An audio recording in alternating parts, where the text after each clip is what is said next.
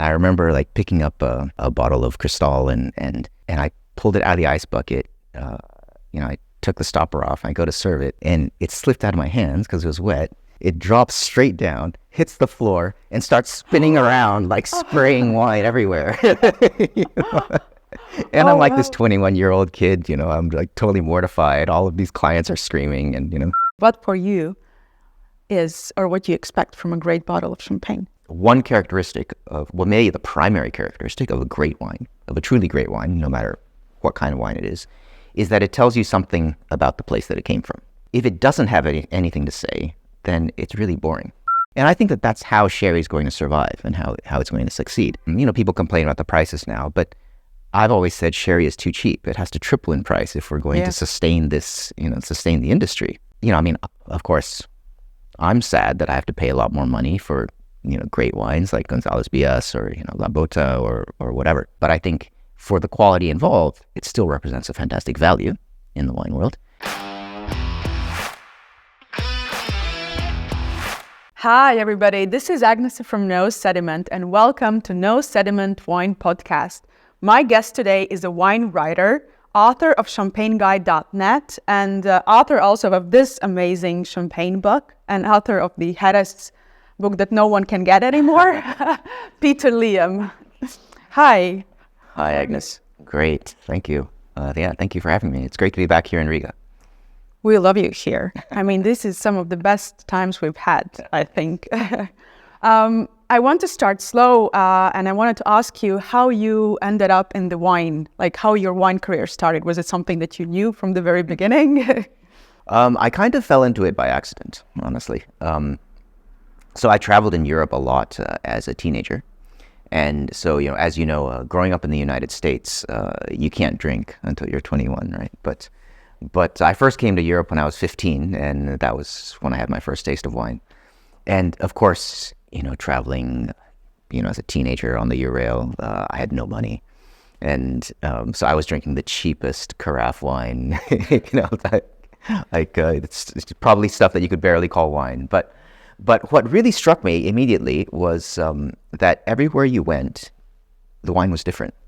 So even, you go 100 kilometers and the wine changes. And I thought, why should this be? This is odd. And so I just wanted to learn more about it. So I did. I started reading. When I was in college, I started tasting more wines. And so when I left college, then immediately I got a job in a wine store. And that was in San Francisco in the mid-90s. And that really launched my entire wine career. It's, I found that I really loved it. I loved studying about wine. I loved, learning about the world of wine. And so I worked for a number of years as a retailer, then a sommelier. I worked for an importer. I worked basically every job that you can have in the wine world, in the wine business. Sounds like. And eventually, in 2004, I was living in New York, and I became a wine writer. And so that's what I've been doing ever since. I wanted to ask you, you have very specific fields of expertise. Mm-hmm. So you have Champagne, which is up in the north, like the cool climate, and then you have Jerez. Am I missing something more? These are the things that professionally I've really focused on, in the last 20 years. Of course, I drink the wines of the world. I used to work with the wines of the world, but it's true that over the course of my career, I've focused very much on these two regions. Why? Because in one way, I think they are very similar. Because as I wrote here, the next question, they are made wines in my view, but in the other way, they're very different. Completely different climates, different grape varieties, different styles. It's true. On the face of it, you would think that they are radically different wines, that they would have nothing in common. But when you really start to analyze both wines, then the similarities between the two are actually quite shocking, and much more so than you would expect. That's not the reason why I selected both of these. With Champagne, specifically, the first time I ever went to Champagne was in 1997. I was already a wine professional, you're living in California, and there are a dozen Grand Marques names, and you learn the profile, the house style of each of these, and you're a Champagne expert, right? It's the world of Champagne was much smaller back then. Yeah. Just on my travels, I went to Champagne in 97 for the first time. And what I found there was completely different from what I was working with back home. I met people like Anselm Salos, Pascal Agripar, Laurent Champ, Jacques Diebold. And, these guys were telling me things that I had never heard of and that I couldn't read in books, not even in magazines. Nobody's writing about this. Nobody's talking about this. The only way that I could access this sort of thing was there in the region. And I thought, wow, this is fascinating. At the time, honestly, I was a Burgundy specialist, and that was my great love. Was Burgundy, and I mean, for me, I always think like Burgundy formed my kind of overall worldview of wine. It was the way that I approached wine, as a young wine professional, was very much influenced by Burgundian ideas. These ideas of terroir, these ideas of specificity of place. And so I thought that Champagne was, completely the antithesis of that. That, Champagne, you just blend it all together. It doesn't matter. And so by applying this kind of Burgundian model to Champagne, it's not perfect. It's certainly not an exact thing. But for the first time, I was able to look at Champagne from kind of a different lens than what I was used to, than what everyone was used to back home. And so that made me want to know more. So I kept returning to Champagne every year after that. And I just tried to meet as many people as possible, tried to taste wines that in many cases I couldn't get back home. Look at vineyards, learn more about the terroir of Champagne, which was unexpectedly complex, and so eventually, I realized, by this time, after some years, I had moved to New York, I was writing about wine, and I realized that for what I really wanted to do in Champagne, visiting once or twice a year just wasn't enough. So at the end of 2006, I decided to move to Champagne. And so I established myself there full time to really do a deep dive into my Champagne studies, basically. And so that's really that was sort of my trajectory as a Champagne specialist. It wasn't even necessarily a conscious thing. It was just that at the time, Champagne was changing so much. And I was there on the ground floor. I was able to see kind of this transformation, from kind of a beginning. And so I feel like it was more like Champagne drew me to it rather than, the other way around. With sherry, it was a little bit different because, as a wine professional, when you first start, you want to taste everything, right? And so you want to taste every wine in the entire world. So you do. And what struck me was that sherry was so different than anything else in the wine world, especially in 1995, it's and I loved it. I thought, wow, this is a really fascinating wine. Like nobody buys it, but I think this is a really interesting wine. And so the first time I went to Jerez was in 1998, and I think it's true for a lot of people. Like whether you understand sherry or you don't understand sherry, the instant that you go to Jerez and you actually drink a bottle of Fino, in Jerez under the sun, everything changes, and it's very easy to make somebody a sherry lover by just taking them there, and that certainly happened to me. Once I set foot in Jerez, it was like, wow, this wine is amazing, and I became a sherry lover for life. Of course, then professionally, I would write about sherry every once in a while, but But there came a time, in like the 2000s where I had read just about everything I could get my hands on sherry. And in fact, the library of sherry literature is really vast. Not so much written in the last, let's say, 60 years. But before that, there was a surprising amount that was written.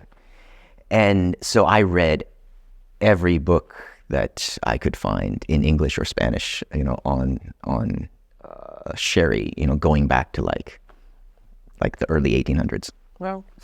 And I was fascinated, by all of this. But then, looking at kind of like, this whole bibliography, I realized nobody's written a new English language book on sherry since 1988, And there was like Julian Jeffs like updating his, but the original was written in like the 1950s. And so that doesn't really count. And I thought, wow, somebody should really write a book on sherry, because in 2000 or 2005 or especially like after 2007, after like Equivalados, brought kind of a whole new picture of sherry, to consumers. The region was so different than what you would read in these books. Again, just talking to like my journalist friends around the world, I was like, oh yeah, somebody should write a book on sherry. Everybody's like, yeah, whatever. And so I realized, well, okay, if somebody's going to do it, like that somebody has to be me. It's going to be you. So I did. By this time I was friends with Jesus Barquin, and I talked to him about it, and he was like, oh, that's a great idea. He said, I'm too busy to do it. And he also said, like, because he was actually a producer, he didn't want to, really, like, he didn't want to write a book on sherry because it was sort of conflict of interest. He was too close.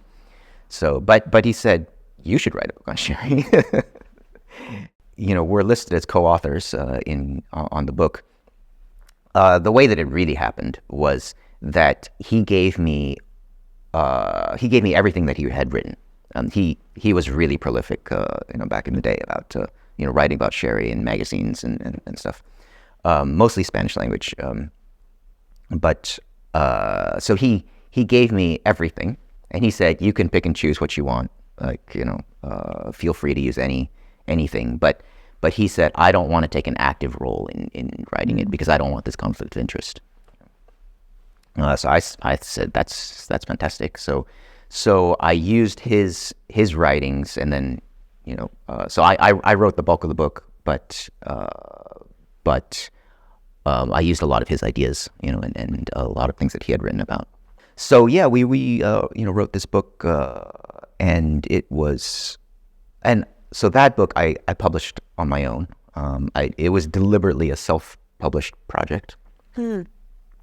And which is the reason why it's so difficult to find now, because I printed 5,000 copies and sold all of them. That's it. Okay. But it was very successful, and we did publish a second edition, but it was Spanish language only. And we've thought about working on a new one, but we'll see. I mean, even now the region is changing so quickly, and there's so much more to talk about. So that's true. There's still room for more. Yeah. But since you are here specifically because of the bubbles, I wanted to ask you what for you defines a great champagne, because we can talk about, Grand Marques, and we can talk about grower champagnes, and they're actually quite different styles at the end. So what for you is, or what you expect from a great bottle of champagne? Well, I think that I don't expect anything different from what I would expect from a great bottle of still wine. So if you think about, what do we like about wine? Why do we drink wine? Or actually, not why do we drink wine? Why do we get so obsessed about wine? Why do we pay attention to all these details in wine that we don't in orange juice, or we don't, or apple juice or something? For me, one characteristic of, well, maybe the primary characteristic of a great wine, of a truly great wine, no matter what kind of wine it is that it tells you something about the place that it came from. So if it doesn't have anything to say, then it's really boring, right? The idea of terroir, the idea of place, the idea of origins, I think is very important. Terroir doesn't necessarily mean single vineyard, right? I think that in this, in our kind of Burgundian mindset of terroir, like we often get too caught up in that. Because even in Burgundy, it's not true, right? You can talk about the terroir of Bourgogne, like the region. You could talk about like regional terroir, like the terroir of the Côte de Nuit, versus the Côte de Beaune. Then you could talk about the terroir of the village, like villages within the Côte de Nuit. Or then you could really drill down and talk about like individual lieux-dits or individual vineyards, or climat in Bourgogne. But in Champagne, it's the exact same thing, right? So a lot of people think, well, Champagne, it's not really terroir expressive unless it's a single vineyard Champagne. If it's a blended Champagne from all over the region, how can it express terroir? But terroir can mean different things, like the terroir of Champagne. So even a blended wine coming from the Champagne appellation should say something very different than a wine from Franciacorta or a wine from, like California, Mendocino, or a wine from England, or, So I think that this idea of regional terroirs is still important. Certainly then we have, in Champagne, we have like the Montagne de France versus the Côte de Blanc. These terroir distinctions, I think, are important, and you can see it in the good wines. Then we're seeing, of course, more and more single village wines or even single vineyard wines. That's also interesting. Not necessarily better, but it's interesting for us as students of wine. Yeah. Yeah, for me, Champagne, just like any other great wine, should express its terroir. It should say something about the place that it comes from. Beyond that, of course, there are all sorts of things that we value in great wine, right? We like complexity and harmony and finesse and all these things. And it's the same thing in Champagne. I mean, okay, yes, Champagne has more acidity than most wines do. Champagne has lower alcohol than many wines do. But it doesn't matter. These principles of like balance, harmony, length, whatever it is that we look for, that as a wine culture we value in other wines, also applies to Champagne. And do you look for different things in Grand Marques versus the grower champagnes? Would you Maybe. expect that? I don't think about it so much anymore. I've never been, like this partisan of growers and houses, but it's true that they create very different styles of wine. Maybe, houses can do things that growers can't, and vice versa. And so, growers usually, almost always, make wine from a smaller selection of vineyards. So maybe it says something a little bit different than Grand Marques Champagne. Not always true. I mean, I think we have these stereotypes that house champagne, négociant champagne, big house champagne, as people say, is always this vast blend, many different terroirs all jumbled together, which is not always true, of course. Yeah. There are many very terroir expressive négociant champagnes, house champagnes. Conversely, there's this kind of misconception that all grower champagne is terroir champagne. That's certainly not true. Because there are good growers, there are bad growers. Just because you're a grower doesn't really mean anything. For me, the more useful distinction is not grower champagne versus house champagne. It's like good champagne versus mediocre champagne. I love that. But certainly, yes, I think globally it is true that the characters of growers and houses are a bit different. Okay. Would you say that there's this notion that in the bad vintages, that grower champagnes are maybe more struggling because they don't have the ability to blend and they only are working and like maybe you should seek out grower champagnes in the especially good vintages only, and then maybe more trustworthy are the Grand Marques. So is it something? Sometimes it's not necessarily true, because the very good growers, they even in very difficult vintages, they can make terrific wine. One example that really stands out to me is in 2010, Alexander Charton. He had a terrible vintage. I'm surprised that he even made Meunier at all, right? But so he ended up he wasn't able to make single vineyards, but so he ended up taking all his Meunier and putting it together into this special, this special one-off cuvee, and the wine was actually excellent. And you would never imagine that such a wine could result from when you looked at his vineyards and you saw the struggles that that happened over the growing season. It was a great surprise to have a wine like that. And he's certainly not. I mean, I think that was a great example, but he's not the only one. We've seen many growers being able to cope with challenges of vintages, through good viticulture, through careful selection, through high quality vine growing and winemaking. But it is true that if all of your vines are concentrated in one place, and that place gets hit hard, then you struggle, right? And so in that sense, houses do have kind of an advantage because they can pick and choose from different terroirs. Yeah. But yeah, at the end of the day, everybody has a different set of challenges to cope with, and and people do it well. Okay. I have one more question regarding this, which I sometimes think about. I've never read anything. Is it true or not? But the trend now with growers growing, increasing in popularity, so more and more landowners in Champagne, they would choose to make their own champagne. So would it mean that there is maybe some crisis for the Grand Marques, that they no longer can purchase or get or source the best grapes anymore? Is it something that could happen in the future? Is it just me wondering something silly? No, I don't think it's silly at all. I think that I think it's certainly a valid concern. I don't think it's going to happen anytime soon because there's so many growers in Champagne. I don't remember the figures. I think there's something like 16,000 different growers. So so even if a few of them start to make wine, then it's still okay. Yeah. But I think at the same time, the dynamics shift a little bit. I think it's no accident that for the last,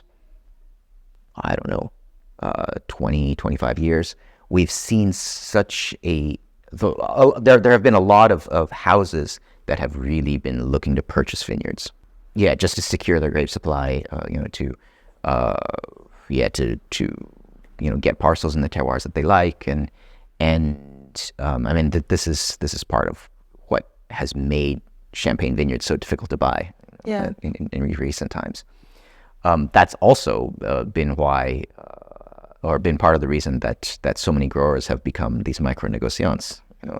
So the lines are kind of blurring. In fact, okay. It's the RM is kind of disappearing. It's kind of like NM and mini NM.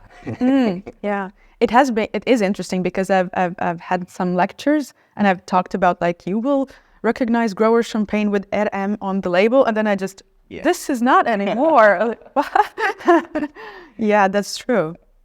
But still talking about the trends, I wanted to talk with you about the dosage, because I've seen for a while, and I think maybe it's coming back, that the champagnes were becoming drier and drier, and it was very popular to have zero dosage. I like sugar in my champagne. I don't mind it. I'm not talking about 9, or 10 grams, but I think a bit is always kind of fine. So what is your view towards this? Well, so there's no question that dosage has come down, over the last, let's say, 20 years. And this is natural. There are a number of reasons. The Champenois like to point towards the weather.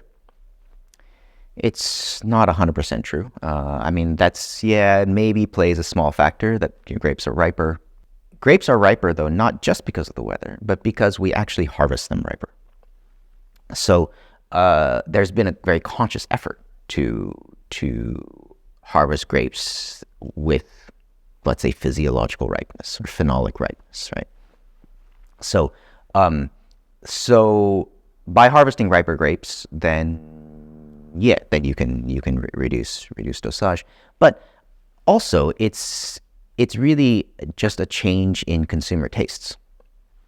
I mean, not just even consumers, but just us, all of us. Like, doesn't matter if you're a wine professional or a winemaker or a consumer. But just our cultural tastes in wine have changed. Right? We prefer drier wines, whereas 50 years ago, people like appreciated wines with a little more sugar. The whole concept of dosage is probably the single most misunderstood thing in the world of champagne, because everyone thinks that the way that we talk about dosage, right? It's we take some sugar and we can put a number on it, right? We can say it's 6 grams per liter or 10 grams per liter, And so we put sugar in this wine, and so it sounds completely like an unnecessary additive. And I think that many winemakers kind of feel that way. They think, well, I don't really want to put dosage in it because I don't want to add anything unnatural. But maybe this wine needs a little, so I'll just put a few grams. And I think this is completely the wrong way to approach it, either as a winemaker or as a consumer. It's the mistake that we make is thinking about dosage as sugar. I mean, it is sugar, right? But in my book, right, I talk about dosage being like salt. We don't necessarily put salt in our food to make it salty, right? So we're putting salt in our food because salt does other things. Salt expands flavors, other flavors. It brings together flavors in certain ways. It completely transforms the harmony of a dish, and anybody can see it, right? When a dish is undersalted, when it's oversalted. Yeah. But when the salt is perfect in a dish, you don't even notice that it's there, right? It disappears, and this is exactly how dosage functions in champagne, right? We don't put dosage in champagne necessarily to make it sweet. And in fact, when you do a dosage trial, you take the same wine and you put let's say you do 10 different versions of it at with different dosage levels. You're tasting through them, and when you hit the proper dosage, the sugar seems to disappear, and it just vanishes into the wine, and the wine just becomes more complex. It becomes longer. It becomes more harmonious. Everything about the wine gets better. I mean, even like mineral expression, even terroir expression amplifies because the wine is at the proper balance.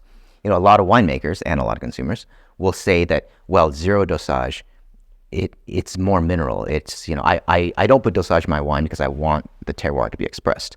And this is completely a false notion, right? If the wine needs dosage, then the wine at a proper dosage will actually be more expressive than that zero dosage version. It's like having a fantastic steak or a fantastic cut of meat and saying, well, I want to preserve the purity of this. I'm not going to put any salt on it.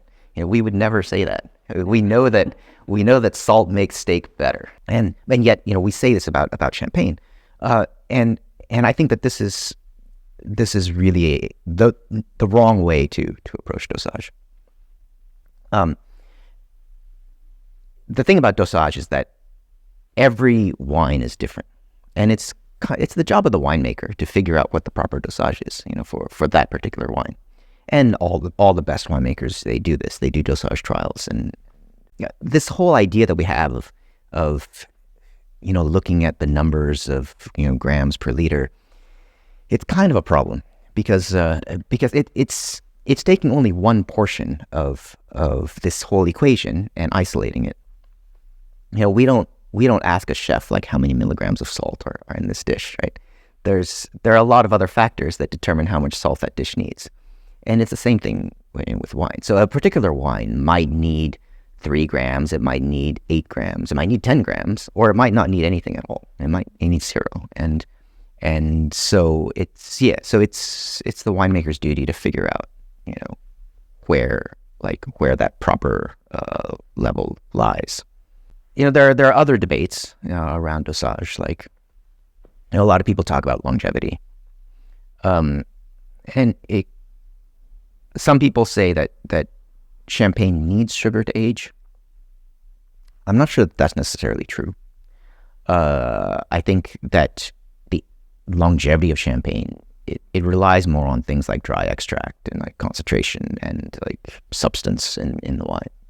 It's not about acidity. It's not about sugar. It's about, I think it's more about overall balance. I think we see now that there are some wines where, especially in like these non-dosé wines, maybe being made 15 or 20 years ago,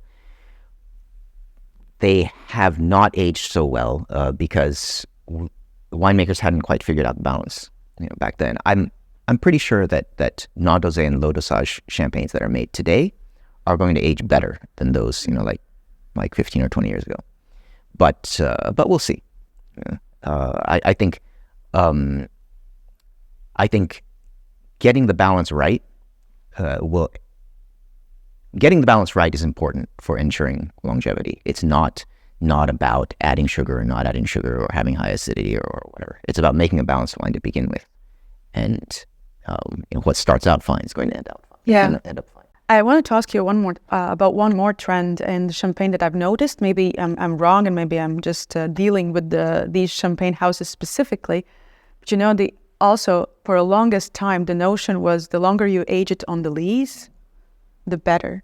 And now you feel or you see some estates releasing their champagnes like aging minimum, and they would be vintage champagnes, but they would still release them at the minimum aging, dropping the vintage. Yeah. Cedric Bouchard comes to my mind as one of the examples. So I wanted to ask you, is that something that is kind of becoming trendy in champagne, or it's just few producers who are really... Well, I think that champagne in general has started to, let's say the best producers in champagne have started to think about this idea more. I think that this idea that the longer lees aging, the better, was really a product of the late 20th century, where, wines, champagnes between the 70s and 2000s, these things were harvested at very low potential alcohol levels. They were very high in acidity.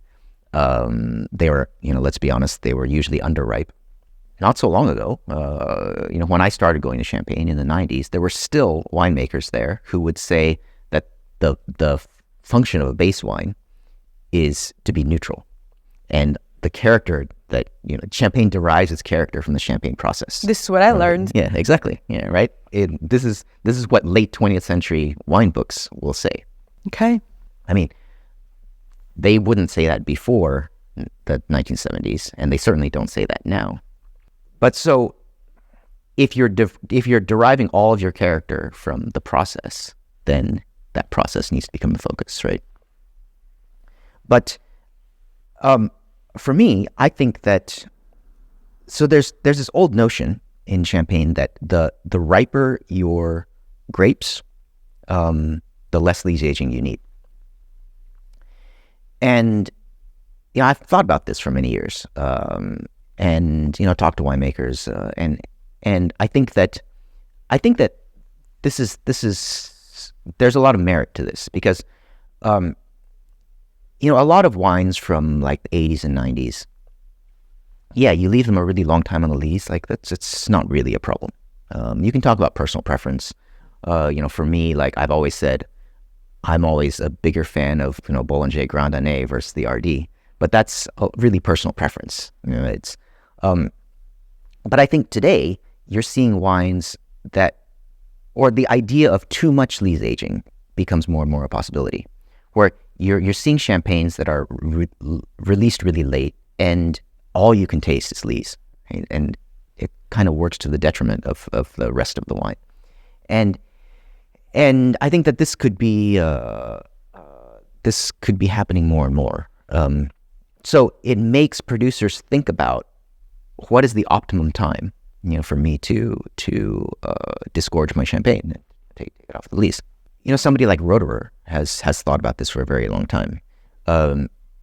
Cristal has often been criticized for being released very early, right, compared to other prestige cuvées. Because Cristal is only aged like 6 years on the lees. And compared to many prestige cuvées are like 10 years on the lees, but the thing is that like Cristal, because there's been such a focus on viticulture at Roederer for the last 30 years, because of the character of Cristal, the way that it's made, I don't think that it needs more lees aging. It needs more aging in general, but not necessarily more lees aging.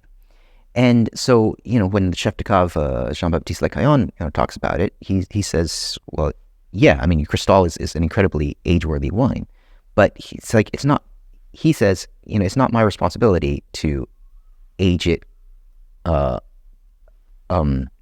provide all of the aging of the wine. It's his responsibility to do the lees aging and disgorgement. But after it's disgorged, then you can put it in your cellar. It ages like any other wine. It ages like you buy a first growth Bordeaux, and you don't wait for them to age it for you. You put it in your cellar and you age it yourself. And this is the idea. So we see then newer producers who are harvesting at extreme levels of ripeness. Cedric Bouchard is a perfect example, where I don't think that Cedric Bouchard needs more lees aging. I've never tasted. Nobody's ever tasted a Cedric Bouchard that's been 10 years on the lees. But I think in a similar vein, maybe not as extreme, but similar, is Vouette et Sorbet. They started out at the same time. They were both very focused on viticulture. They both were making new styles of wine that we had never seen before. At this time, both of them released wine quite early for financial reasons, that they needed cash flow. But eventually, we got used to this style of wine, and so Vouette et Sorbet, they did actually keep one cuvée like on the lees for like 10 years. It's called Extrait. And I remember the first time I saw it, I was so excited to see it, because I was like, wow, now, we can see what Vouette et Sorbet is like with proper lees aging, right? Yeah. And I mean, the wine's good, but it's not any better than his other wines. It's not his best wine. It's, even though it aged the longest, it's, required the most expense on his part. But yeah, it's no better than, Blanc d'Argile or whatever. Yeah. So I think that this idea of finding the optimal time to disgorge rather than, just leaving it on lees forever. I think that this is something, I think that's something that's very important, and something that also many of the Champenois are thinking about much more today than they used to. And to be fair, to my knowledge, Tom Stevenson was the first to really write about this. I mean, he was already talking about this like 15 or 20 years ago, saying that, just like red wine, there's an optimum time to pull red wine out of the barrel and bottle it. Yeah. By the same token, there's there's an optimal time to disgorge a champagne, take it off its lees. And everybody was like, nah, this can't be true. So I do credit him for that. Oh, cool. Okay. I want to talk with you about the Jerez as well. I want to take some time, but before that, I wanted to ask you, maybe you have some epic experience to share with us about from your champagne journey. I mean, people or specific bottles or maybe fails you've encountered. Oh, I mean, certainly, I've had more than my fair share of epic bottles. I mean, a couple that come to mind. So one of the most famous champagnes ever made was the Moet 1921. Great vintage, amazing wine. So in 2021, Moet wanted to do something special to commemorate this wine. They invited 9 people from around the world. One of them was me, to come to Moet for this 3-day extravaganza. And raiding their cellar. We opened, wine from every decade since 1921, and finished with the 21, which was magnificent, and I'll always remember this wine. Many of my other colleagues had tasted this wine before. That was my first time ever, tasting that, and so that was really exciting. And then also, I think about last year. I was at Boulanger, and the chef de cave, Denis Bonner, he had a couple of bottles that he just surprised me with. One was 1928, which 1928, fantastic vintage. So you expect that to be good. The other bottle was from 1914, and it was the kind of bottle that, okay, the champagne was good, right? The champagne was excellent, in fact, like way better than I thought it would be. But just thinking about the historical context of this wine, it's the start of this war. It's who even is making this wine. This is what just popped in my mind. Yeah. Right. And this bottle has lasted all the way up until now, and then we're sitting here, drinking it 100 years later, and it puts the wine into context in this way that, of course, all wines should be like that, but I guess just because it was 1914 and it was it was from that vintage, that it really made me think about it, a lot more. But the wine was fabulous. Yeah. Wow. Yeah, fails. I think I remember as a very young wine retailer. I'll always remember this. I think it made a big impression on me, from the beginning of my career. I was a wine retailer. I hadn't, I wasn't in service yet. I knew how to open a bottle of champagne, but so we were having an in-store tasting, and I was serving some champagnes, and I was in a bit of a rush, and champagnes are sitting in an ice bucket, and I remember picking up a bottle of Cristal, and I pulled it out of the ice bucket. I took the stopper off, and I go to serve it, and it slipped out of my hands because it was wet. It drops straight down, hits the floor, and starts spinning around, spraying wine everywhere. And I'm this 21-year-old kid, I'm totally mortified. All of these clients are screaming, and it's wow. And so, and with that bottle, right? Crazy. Wow. But yeah. But so then after that, I was much more careful. Sure. But now, if we move a bit to Jerez, it's probably controversial, I don't know, question, but what can we do to revive it for a broader public? People have been talking about that Jerez is about to happen for a while now, and I feel it didn't happen. I don't know. But I don't know. I'm not sure that Jerez is ever going to really have broad appeal again. One of the big things is that in our contemporary wine society, even though we're maybe less focused on ripeness now than we were in the Robert Parker days, but still we think about wine in terms of fruit, and Jerez is the antithesis of that. Jerez is not at all about fruit. In fact, we kind of want to eliminate the fruit so that we can find what's behind. And I think it's going to appeal to a certain type of wine drinker, but it's not going to be the majority. And I think that when you look at the marketing of Jerez now, you kind of see that. Jerez, at least since the 70s, right? Jerez has always been kind of a dual market. So there's sherry that you and I want to drink, the sherry as fine wine, right? But that only represents a very small percentage of the top wines. The vast bulk of sherry is wines that we're really not interested in. It's like supermarket wine. It's sherry for cooking, sherry for grandmothers and vicars. It's as the British would point out. So when we talk about sherry as a fine wine, then as you say, for 20 years now, everybody has been saying, sherry's time has come, and it just has never really seemed to turn the corner. I think that now, the top sherry producers, instead of really trying to focus on the masses, they're trying to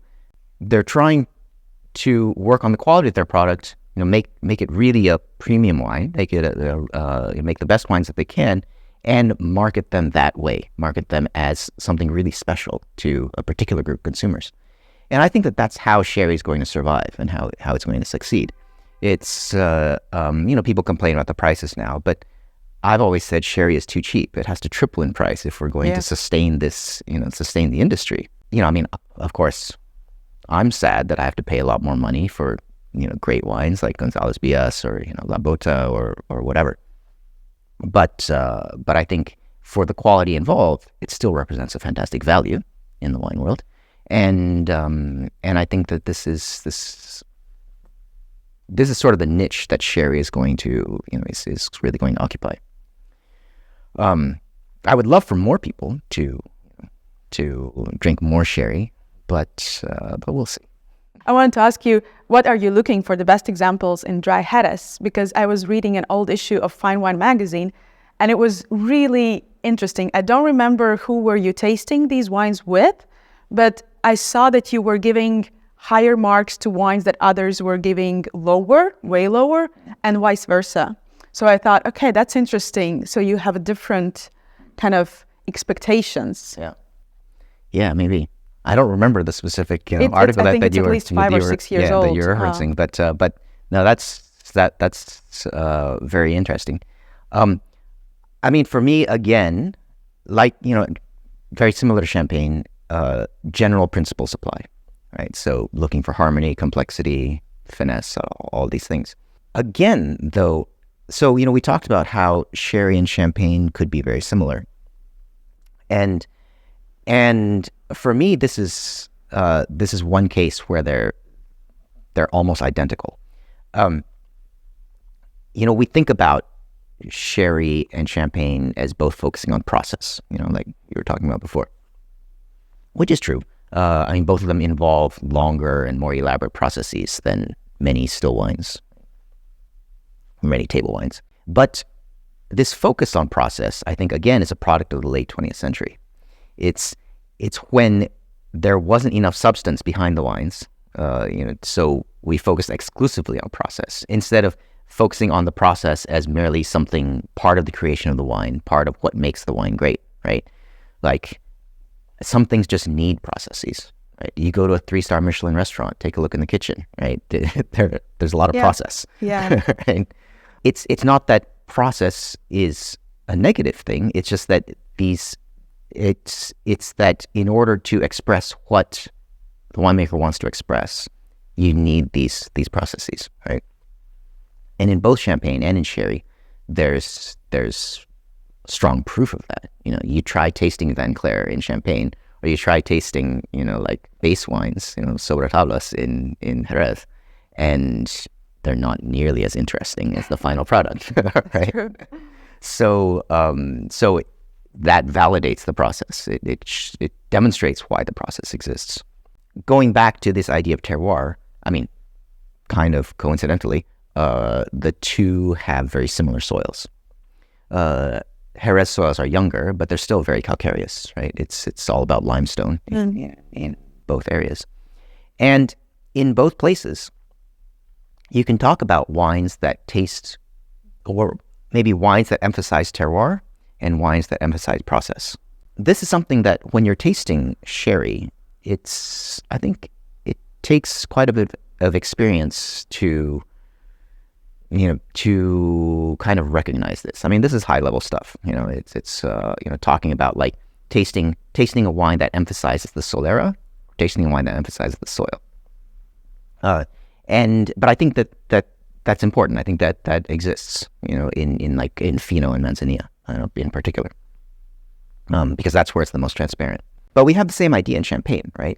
We have Champagnes that emphasize the soil, emphasize the chalk, and then Champagnes that emphasize the lees aging or the Champagne process, and that's maybe a little easier for us to recognize because we're more used to it. But the same idea exists in sherry, and it turns out that Palomino is an extremely terroir expressive grape in the Jerez region. Most of the rest of the world, it's totally neutral and boring. But Palomino is ideally suited to expressing the chalk soils or the Albariza soils of Jerez, and the best wines, they have this incredible terroir expression that rivals anything in the world. Especially when I'm tasting Fino or Manzanilla, I think about that a lot. Maybe Amontillado, Oloroso, you're looking for different things. They're fundamentally different wines. They still express terroir, certainly. Both Amontillado and Oloroso in different ways. But yeah, I mean, the world of sherry is so diverse, and I often think of sherry not even as just one wine, but a whole family of wines. And so, yeah, you could spend the rest of your life just exploring, the world of sherry. Yeah, that's true. And talking about the diversification of this region, for me, one of the defining elements of Jerez is the fortification. And yet they just, I think, allowed this new category, which is unfortified Jerez. What are your thoughts on this topic? I think it's fantastic. One, the wines are really interesting. They're very expressive. They fulfill a lot of these same functions as we've been talking about, with Fino and Manzanilla.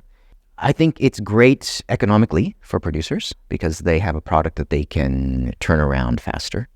So that's really important, especially when we talk about an industry that's struggling, financially overall. So yeah, I think it's a great development. More and more people are making white wines, and more people are making good wines. So I think I don't think that fortification will disappear. I think that, Fino, Manzanilla, I think they're still kind of like fundamental, to the region. But I think that it's a very exciting development, and I think it's a great addition to like the portfolio. Okay, I'm yet to taste Pew. We're actually going to Jerez in May, so hopefully I will be able to taste some. I haven't tasted. And I wanted to ask you, we are almost finishing, but I wanted to ask you this one question. Is Manzanilla a Jerez? I know that Ronald sent you a question long time ago when we were preparing for a competition. Yeah. Well, so I suppose in Spanish, like Manzanilla is not Jerez. Manzanilla and Jerez are different things, but I would say Manzanilla is a sherry. Okay. So I do think that Manzanilla is, part of the world of sherry, but yeah, I would say like if you use the word Jerez, then that would refer to a Fino. Yeah. Fino made in Jerez, whereas Manzanilla is, it's certainly a Sanlúcar product, and you see that in the different denominations. So yeah, but both are fantastic wines, and of course there's room for both. Yeah. And my very last question that I ask to everyone: what is the one wine myth you would like to debunk? Well, I suppose like at the beginning of this interview, I would have said Dosage, but we already talked about Dosage. Yeah. So I suppose just looking at the world of champagne, I guess another one would be food, like food pairing, right? I think we're so trained to think about champagne as just an aperitif or a party wine, or and so there's this kind of myth that champagne is either a beverage of celebration, or if you are going to serve it for the meal, then it's only an aperitif, or maybe with like maybe if you have oysters at the beginning or something. But in fact, champagne, I think, is one of the most food-friendly wines in the entire world. I mean, when we think about what makes a wine food-friendly, champagne ticks all the boxes. High acidity, low alcohol. It's a little bit of sugar, which is great for food pairing. So I guess I would like to see more sommeliers take more risks, and not just start off people with champagne, but why not like serve champagnes like in a main course and in the middle of a meal rather than just at the beginning, Yeah. But I think, culturally, I think, there's this myth about champagne, about where champagne should be placed. And I think the world of champagne is much larger. Yeah, I agree. I think champagne throughout the meal, it's just perfect. It's perfect. Yeah, yeah. Thank you very much. Thank you, Agnes. I have a small gift. I've never seen you without a suit, so I don't know whether or not you will be wearing this at all. But I mean, this is with the No Sediment logo. Yeah. Well, thank you very much. Thank you for dedicating your time with me. It's an amazing conversation. I actually learned so much. Well, thank you. Thank you. It's great to be here. Beautiful. Thank you.